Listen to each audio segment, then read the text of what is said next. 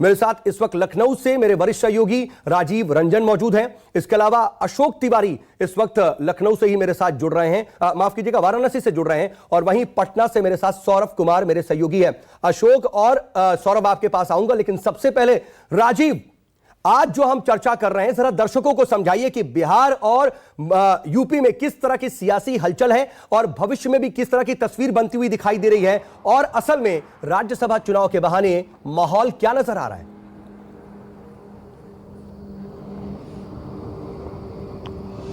देखिए सऊद, सियासत के दृष्टिकोण से बहुत ही महत्वपूर्ण दिन है आज का। उसकी वजह यह है कि आज विपक्ष की दृष्टि से अगर कहा जाए, उत्तर प्रदेश में अखिलेश यादव की दृष्टि से कहा जाए, दरअसल आज कल यूपी विधानसभा का सत्र शुरू होना है और आजम खान ने अभी तक शपथ नहीं लिए, उनको शपथ ग्रहण भी करना है। लेकिन उससे पहले, एक दिन पहले, आमतौर पर ऐसा होता है, पार्टी अपने विधायक दल की बैठक बुलाती है। समाजवादी पार्टी ने विधायक दल की बैठक अब से कुछ देर बात बुलाई है लखनऊ में अपने पार्टी कार्यालय में। लेकिन न्यूज़ 24 को मिली जानकारी के मुताबिक आजम खान और उनके बेटे अब्दुल्ला आजम इस समाजवादी पार्टी की विधायक दल की बैठक में हिस्सा नहीं लेंगे, शामिल नहीं हो रहे हैं। वो अभी रामपुर में है। और बात यह है कि सिर्फ इतनी बात नहीं है, सूत्रों के मुताबिक, आजम खान के करीबियों के मुताबिक, अखिलेश यादव से आजम खान बहुत खफा है और बहुत उदास और निराश है। और ऐसे में यह सवाल उठता है कि राज्यसभा चुनाव के वक्त आजम खान और उनके बेटे अब्दुल्ला, जो कि दो विधायक हैं, उनका रुख क्या रहेगा? क्या वो राज्यसभा चुनाव में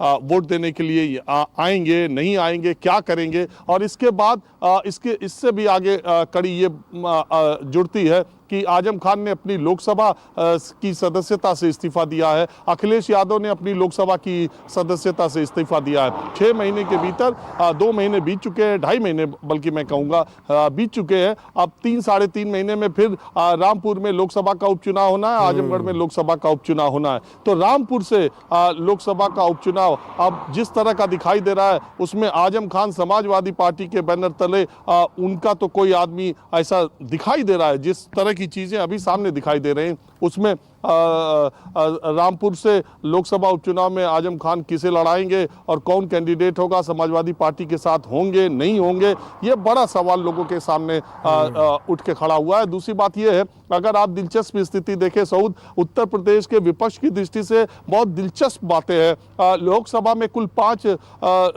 समाजवादी पार्टी के सांसद है, आपको पता है। अखिलेश यादव और आजम खान दो ने इस्तीफा दे दिया, अब 3 सांसद बचे। मुलायम सिंह यादव अस्वस्थ चल रहे हैं, अब बचे डॉक्टर टीएस हसन और शफीकुर रहमान बर्क, जिसका मुरादाबाद से जो सांसद है डॉक्टर हसन, दुनिया जानती है कि वो आजम खान के एक इशारे पर कुछ भी कर सकते हैं। आजम खान ने ऐन चुनाव के वक्त टिकट बदलवा करके डॉक्टर हसन को दिया था, वो उनके बहुत विश्वास पात्र माने जाते हैं। तो 2 लोकसभा के सांसद हैं, जिसमें एक लोकसभा का सांसद आजम खान के बहुत ही करीबी है। अब आजम खान आगे क्या करने वाले हैं, क्योंकि आजम खान का जो भी रिश्ता था, जैसा भी रिश्ता था, जो भी लिहाज था, जो भी पार्टी में उनका था, वो सब मुलायम सिंह यादव से, उनका नेताजी से उनका ऐसा रिश्ता था जो 3 दशकों तक चला।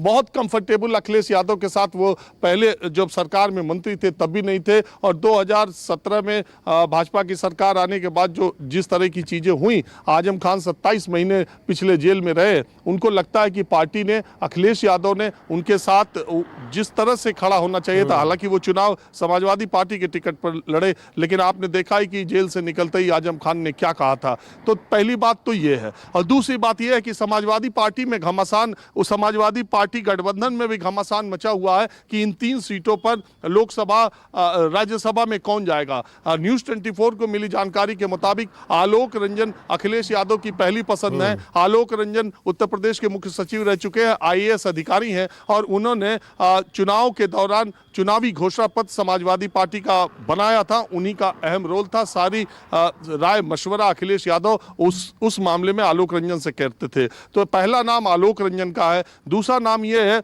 कि जो मुसलमानों ने जिस तरह से समाजवादी पार्टी को एक तरफा वोट दिया था, उसमें 3 सीटों पर, 1 सीट पर मुस्लिम कैंडिडेट भेजने पर अखिलेश यादव विचार कर रहे हैं, समाजवादी पार्टी विचार कर रही है। और अभी तक मेरी जानकारी के मुताबिक, न्यूज़ 24 को जो जानकारी मिली है, आप अबू हाशिम आजमी का नाम सबसे ऊपर जितने भी मुस्लिम नेता उसमें चल रहा है अभी तक। और तीसरी सीट बचती है, अब वो चूंकि समाजवादी पार्टी के गठबंधन के साथ जो छोटे दल लड़े थे, अब उसमें जयंत चौधरी का नाम आ रहा है कि आरएलडी से जयंत चौधरी जा सकते हैं। लेकिन उसमें एक पेच ये भी है कि ओम प्रकाश राजभर अपनी पार्टी से भी राज्यसभा भेजने का दबाव डाल रहे हैं। उनका तर्क ये है कि उनको जितनी सीटें मिली थी उसमें उनका स्ट्राइक रेट बेहतर है और उनके विधायक आरजेडी को माफ कीजिएगा आरएलडी को उनसे 2 गुना ज्यादा सीटें दी गई थी, लेकिन उसका प्रदर्शन नहीं था। सिर्फ एक विधायक उनके ज्यादा है, जबकि सुभाषपा के उतने हैं। तो देखने वाली बात होगी। आप ओम प्रकाश राजभर के तो तेवर कलेवर को जानते ही हैं कि राज्यसभा चुनाव के पहले क्या हो क्या नहीं हो। तो इसलिए उत्तर प्रदेश की सियासत की दृष्टि से ये अगले 2 दिन बहुत अहम होने वाले हैं, क्योंकि 23 तारीख को उत्तर प्रदेश की विधानसभा का सत्र शुरू हो रहा है। अब से थोड़ी देर बाद ही एक सर्वदलीय बैठक होगी जिसमें अखिलेश यादव, सीएम योगी, ये सारे लोग मौजूद रहेंगे। और कल ही विधानसभा का सत्र शुरू होगा और 24 तारीख से राज्यसभा का नामांकन शुरू हो रहा है। 11 सीटों पर 8 सीटें भारतीय जनता पार्टी के पास जाएंगी, 3 सीटें सपा गठबंधन के पास रहेंगी। अब दिलचस्प बात भारतीय जनता पार्टी के खेमे से यह है कि ऐसा माना जा रहा है कि ज्यादातर उनके जो राज्यसभा के सदस्य हैं और शायद उनको पार्टी रिपीट न करे। पार्टी 2024 के चुनावी गणित के हिसाब से इस बार अपने राज्यसभा सदस्य भेजे। तो इसलिए उत्तर प्रदेश में जिन लोग राज्यसभा जाना चाहते हैं उनकी धड़कनें बढ़ी हुई है और इस तरह का मामला हो रहा है। और बिहार की कहानी तो और दिलचस्प है जो सौरभ आपको बताएं। जी हाँ, बिहार की कहानी भी समझेंगे, लेकिन जरा जो बातें रह गई, क्योंकि आपने गुणा गणित के साथ साथ जहां जहां पेच फंसा हुआ है उसको बखूबी समझाया और तमाम दर्शक भी इस बात को समझ गए हैं। नमस्कार, मैं हूं मानक गुप्ता। अगर आपको हमारा ये वीडियो पसंद आया हो तो इसे लाइक और शेयर जरूर करें और हां, हमें सब्सक्राइब और फॉलो करना ना भूलें ताकि आप देश और दुनिया की कोई खबर मिस ना करें। तो जुड़े रहिए हमारे साथ और देखते रहिए न्यूज़ 24।